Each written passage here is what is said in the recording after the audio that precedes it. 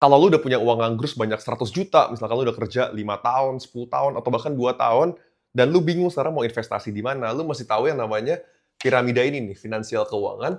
Jadi ini berlaku buat lu semua, nggak cuma yang uangnya 100 juta.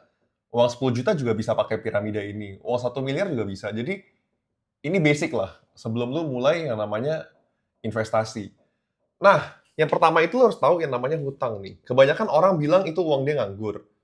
Tapi ternyata hutang sama teman belum dibayar, hutang sama keluarga belum dibayar, dianggap gak ada. Itu nggak boleh. Lu sebelum investasi, hutang beresin dulu.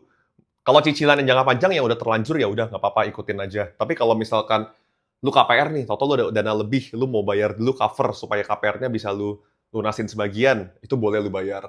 Setelah utang udah beres ke teman atau keluarga, terutama hutang yang cicilannya besar ya, yang bunganya besar, yang bunganya paling besar lu lunasin dulu. Setelah itu kan ada dana darurat ya.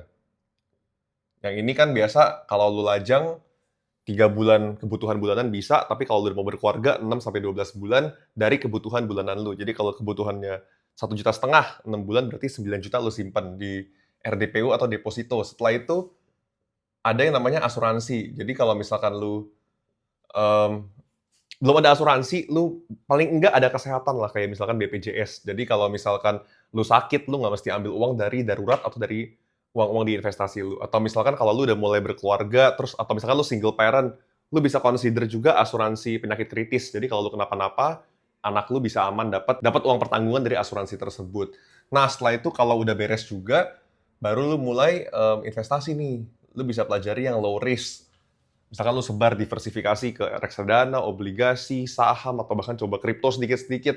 Tapi itu balik lagi ke kebutuhan lu, target lu tuh apa. Lu mau yang aman, yang tenang, atau lu mau yang risiko fluktuatif. Jadi itu balik lagi ke diri lu sendiri. Nah, kalau investasi udah aman juga, hutang udah beres, darurat udah beres, baru lu terakhir ke distribusi namanya. Ini tuh level tertinggi. Kalau lu udah financial freedom, lu udah kebebasan finansial, lu udah umur 60, lu udah pikirin anak-anak lu baru pikirin distribusinya mau gimana nih, mau lu bagi kemana, atau lu bahkan mau sumbang, lu nggak mau kasih anak-anak lu, itu baru piramida terakhir lah, ini paling tinggi. Jadi kalau lu udah beres semuanya, di posisi ini tuh uang udah nggak penting lah buat lu cuma pikirin lu bisa berbuat baik ke dunia ini tuh kayak gimana caranya.